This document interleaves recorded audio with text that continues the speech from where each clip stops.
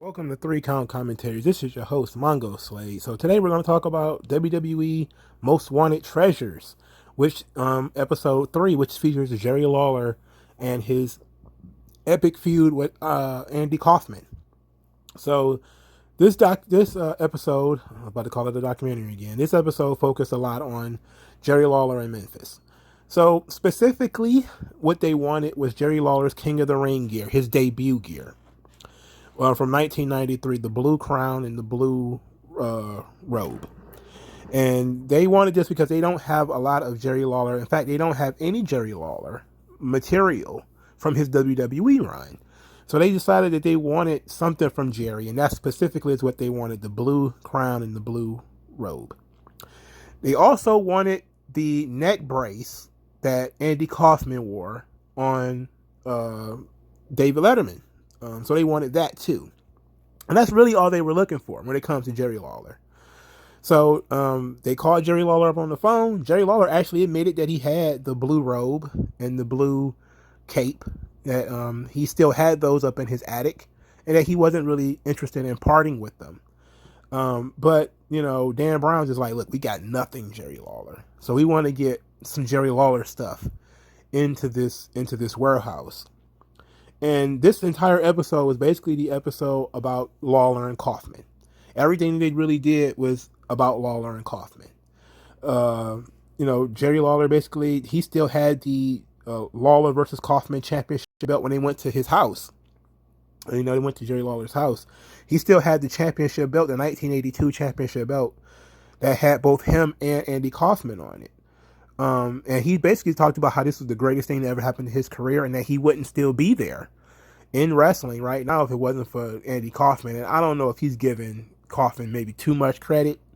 I think he still would have continued to draw money in Memphis as just being Jerry Lawler, but I think this made him national, of course. So maybe he's giving Kaufman a lot of credit for his career. But the reason Dan Brown wanted the King of the Ring gear is because that's the gear he debuted in, and later we find out that this is the gear that Jerry Lawler first did commentary in. This is also the gear he wrestled Roddy Piper in when he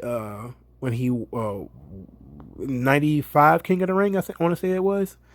So that gear has some mileage on it. It was they said it was between $7,000 and $10,000 that they thought it might be worth. And they said that the neck brace, if they were able to find it, it might be worth $12,000 to $15,000. And so the plan was to go out and find the neck brace, but first they went through Jerry's house where they found the championship belt, and they had some more things like Jerry Lawler had some notes that he kept when he did commentary that were covered in Stone Cold Steve Austin's blood, and he kept them. So he still has notes in his house with Stone Cold Steve Austin's DNA on them, and one of them has a joke on there that Jerry Lawler told from what year was this? 99, 2000 or something. That money can't buy happiness. If you say money can't buy happiness, you don't know where to shop. So that was really cool, and Jerry Lawler kept a lot of his own memorabilia. So that's really what he had like in his attic.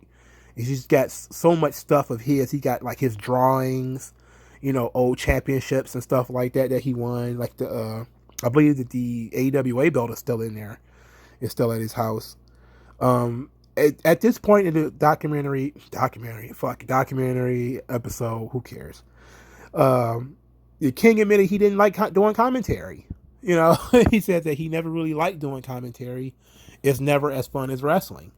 But of course, obviously, he can't wrestle anymore. Well, I know he still does, but WWE would never clear him to wrestle again. The guy's over 70 years old. Anyway, WWE has Bret Hart's cape and crown from the King of the Ring. And they really just wanted Jerry's. Now, they still had it. Jerry did have it, the cape and the crown. He put it on and everything. And Jerry was like, look, I'm not really looking to part with this. And AJ Francis was like, just consider it. Just think about it. And then Jerry was like, all right, I'll think about it. I'll think about it. So while they thought about the cape and the crown, they went to go see Dan Millican, who is a Memphis memorabilia guy. And this guy lives in Memphis. He's got tremendous amount of memorabilia. The guy's got a ton of stuff. Old championship belts, drawings from Jerry Lawler from, 1968. He had a 1968 drawing of Jerry Lawler's on his wall. The guy's got old championship belts. He's got crowns and capes, stuff that comes from Jerry Lawler. He's got all kind of beautiful stuff in his crib. But the crazy thing that he had in his crib is he had the shirt Jerry Lawler was wearing when he had a heart attack on Raw. And Jerry Lawler told the story of him having a heart attack and essentially dying on Raw. And this guy had it. And he talked about how much it meant to him. And then Jerry Lawler standing there making a joke about being the zombie king because he died in that shirt and came back to life in it. And Milliken was talking about how much and Milliken was talking about how much it meant to him because, he's a Memphis wrestling guy. And he says, like, Jerry Lawler died in this shirt. And, and he says sometimes his wife will remind him he also came back to life in it. And this is when Jerry Lawler started calling himself the Zombie King. He should start wrestling as the Zombie King or whatever, because he died and came back. And I think Jerry Lawler said he was dead for 22 minutes or something like that. It was an insane amount of time that he was dead. Anyway, they found in Dan Milliken's house some red boots that Jerry Lawler wore. And these were red boots that he had worn in a match with Andy Kaufman. And they figured, hey, let's try it. So AJ Francis asked $2,500. Milliken was like, absolutely not. And then he was like $4,000. And Milliken was like, look, it's not about the money. This stuff means a lot to me. This stuff has sentimental value because, it's just very meaningful to him. So $4,500 was as high as AJ Francis could go without consulting anybody. So he called Triple H, and Triple H says, okay, let's take the money off the table. Let's offer a trade, a once in a lifetime kind of deal. What would it take to get you to part with this thing? If, because it's sentimental. So we want to trade value for value, something that would be one of a kind, original for you. What would it take in order for us to be able to take those boots? And he said $5,000 plus something from Jerry Lawler. And Jerry Lawler agreed to do it, and Triple H agreed to give him the money. And what happened is Jerry Lawler drew a picture of Dave Milliken, and an original drawing of Dave Milliken and traded that for the boots and $5,000. So they got the red boots that that he was wearing in a match with Andy Kaufman. I think they were originally orange. I think they might have been orange, and I just wrote down red. But there was actually a literal picture of Jerry Lawler in those boots. So that was pretty cool. And he got a one of a kind drawing, hand drawn by Jerry Lawler in his front room, which was pretty cool. So from there, they went to go find Bill Apter, the legendary magazine guy. And he had, of course, his own memorabilia shop, Apter's Alley, which is in his home house. And he told the story of being a photographer during the Kaufman days. And he's been in the business 50 years. The guy's been in the business 50 years. And he actually did have the neck brace, the Andy Kaufman neck brace. And it was on his wall. And he said that, somebody from Andy Kaufman's entourage actually gave him the neck brace when they were done with it. And said that, hey, he needed to have something to commemorate. But Apter had been taking the pictures. So he kind of still had pictures, So they told the story of the David Letterman situation where Apter was there for that.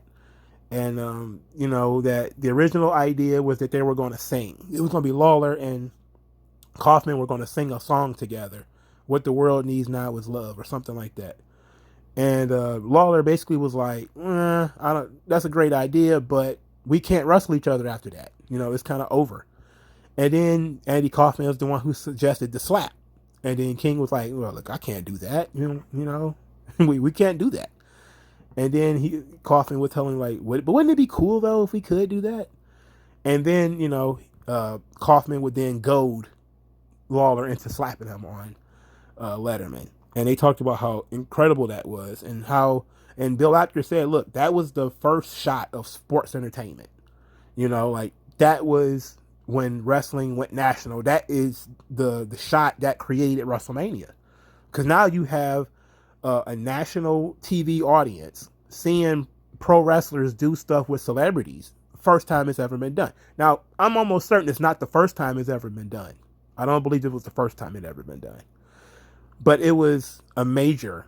It was something that I'm sure Vince was thinking about when he started doing WrestleMania, and he started bringing in Muhammad Ali and Mr. T and all that kind of stuff. I'm sure he was thinking about that.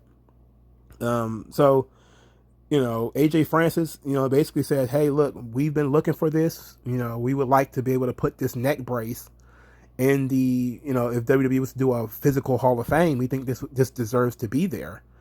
And Bill Apter just gave it to them gratis. You know, she just said, hey, look, I think it's more important for you guys to have it than for it to be here in my basement, you know, or my attic or whatever it is. And he just let him have it. And I was like, wow.